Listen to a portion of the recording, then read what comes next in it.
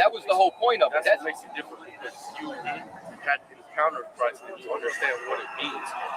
So that's what separates. And that's why we're here. You understand? Because Christ, why did Christ wash his disciples' feet? Because he was showing this. I'll tell you why. Christ was clean. So because Christ was clean, he had to go wash those that was dirty. He said, the greatest among you shall be the greatest servant. He was showing them, once you learn what you have to do. Well, guess what? I was dirty. And the men that were greater than me, they served me by washing me. So now you know what I got to do? I come out here to come wash you and you and you and you and you. Because once I can't clean nobody till I become clean. That's right. Now that I've become clean, I'm coming to wash you because that's what I learned from Christ. Okay, y'all can say that, right?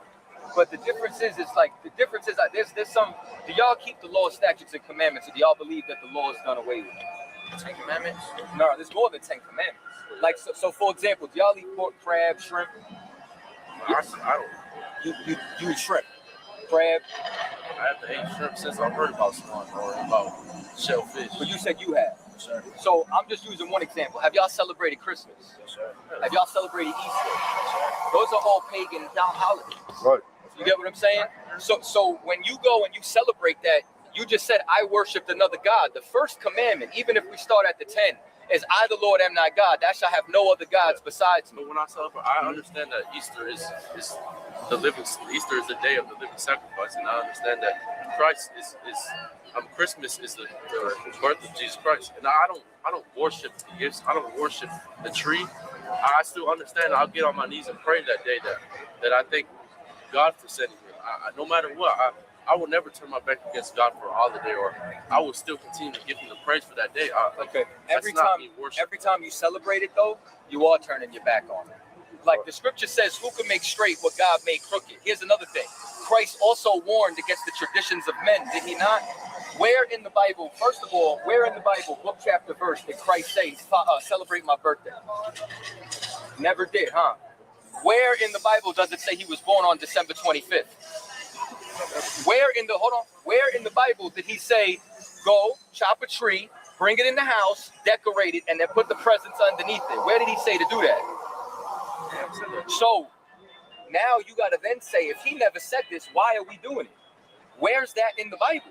But why does it make it wrong?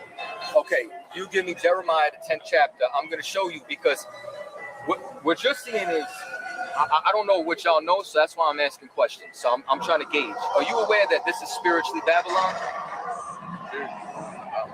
What are they teaching out here? And it's not your fault. You know what I'm saying? Like I blame the leadership. No, for sure. But what I'm saying is, you know what I'm saying? Like every time I come across a Christian in the South, they have no idea about Babylon, none of this. Well, I know of Babylon, but I don't know spiritually this is Babylon. Spiritually, that's what Revelations prophesied about, that we would spiritually be back in mystery Babylon. That's where we at right now. Right. Now, the reason I'm saying this is because the reason why this is Babylon is because this empire adopted a whole bunch of things from ancient civilizations.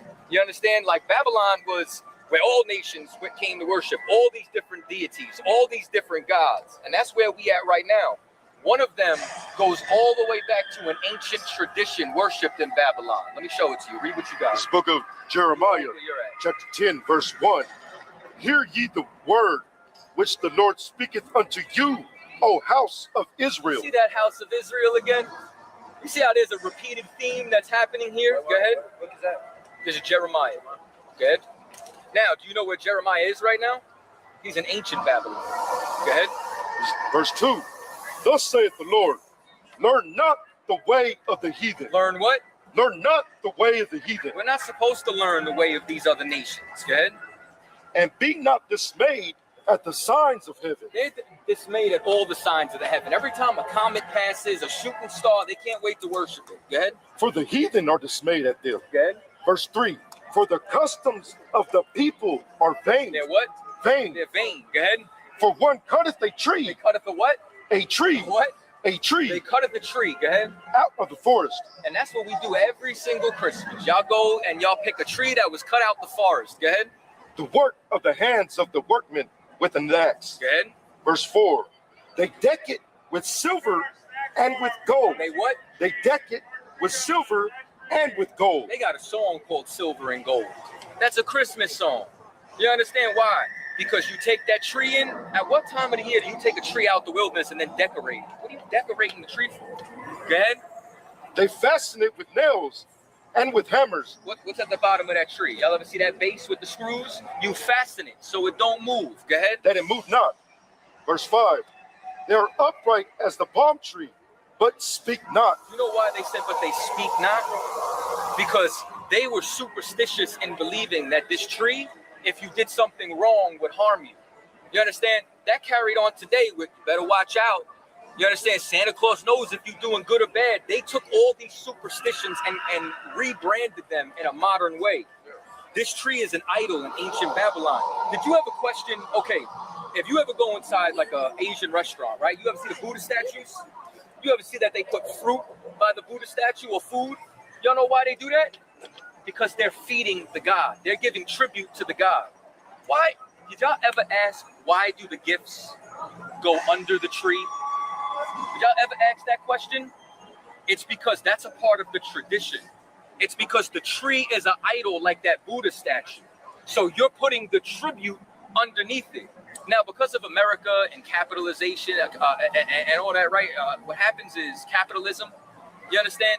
Because of capitalism, they've turned this into marketing, you understand, for it to be this country's re-up. Black Friday, all that. Why? So that this way they can make money. But the root of this is a pagan holiday that goes all the way back to ancient Babylon, and modern Babylon has resurrected. Now, y'all didn't know this, but now that you do, you're going to be held accountable for what you know. Right. The Christmas tree is an idol, and Christ warned against all of this. So when y'all are turning around and saying, oh, that could be your intention. God don't care about your intention. He cares about your obedience. Right. He cares about you listening to him. And that's why Christ kept saying, yo, you cannot follow the traditions of men. And when Christ said that, when Christ quoted and said that, you understand, their mouths are close to me, but their hearts are far from me, he was quoting Isaiah. Because the things that they were doing in the ancient kingdoms, they doing in the modern. The things they did in Babylon, they were starting to do in Jerusalem, and they're starting to do here in America. And they taught us how to do it. You understand? Yeah, but we're not idolizing it like the way that, the pagans turned it for bad, And that's not the way we're idolizing. Like, we're not trying to worship those gods. You know what I mean? In the same way, like, I'm listening. I mean, what do you think about, like, in the book of Acts, when, the gospel and the Holy Spirit is received not just Jews, but to Gentiles and, all. Where does it say that? So here's what I'm saying. You gotta let me know what you're talking about for context. But you cannot make straight what God made crooked. You can't turn around and say that's my intention if God warned you against doing it. So you could say it's not my intention to worship the tree, but the day you bring that tree in your house, it's a form of worship. Right.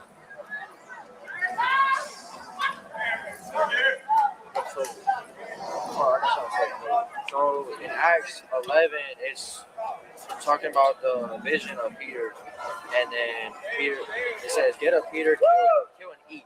And then Peter replies, "Surely not, Lord. Nothing impure or unclean has ever entered my mouth." And then it says, verse 9, "The voice spoke from heaven a second time, do not call anything impure that God has made clean." Right. Who is this talking about? Well, it's talking about Peter, but this starts in the 10th chapter. Peter went and met with a man specifically. He met with Cornelius, right? Okay, Cornelius was a Gentile. Do you know the region, or do you know his occupation? Go to the 10th chapter, start at verse 1. I'm explaining this to you. Cornelius prospered Peter at Caesarea. There was a man named Cornelius, a centurion in what was known as the Italian regiment.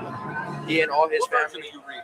NIV, sir. Oh my God! All right, we read the KJV. It's all I right. read KJV too. I got you. I got that. NIV is not good. I always study with both. I understand. All right. So, did you read 10 and 1? Out of the card. The book of Acts, chapter 10, verse 1. Go ahead. There was a certain man in Caesarea called Cornelius, a centurion in the band called the Italian band. You understand now?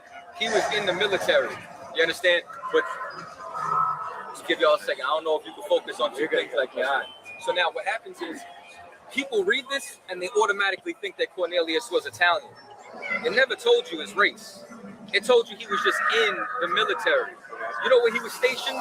In a Hellenized city. You know who the Hellens are? Yeah, exactly. Cornelius was a Hellenistic Jew. Cornelius was somebody, you understand, who was Hellenized, but he was trying to learn and come back. And Peter was like, nah, bro, we ain't doing that. So the Lord had to send him a vision to let him know, I'm cleaning him. But now remember, It wasn't just Cornelius, though. in this instance, it was. But then in the further chapters, Peter goes to Cornelius' house and then reaches all the other Gentiles. Okay, those other Gentiles are more, absolutely, because those are the only people that's taught. Are you holding where I said in Hebrews 9 and 15?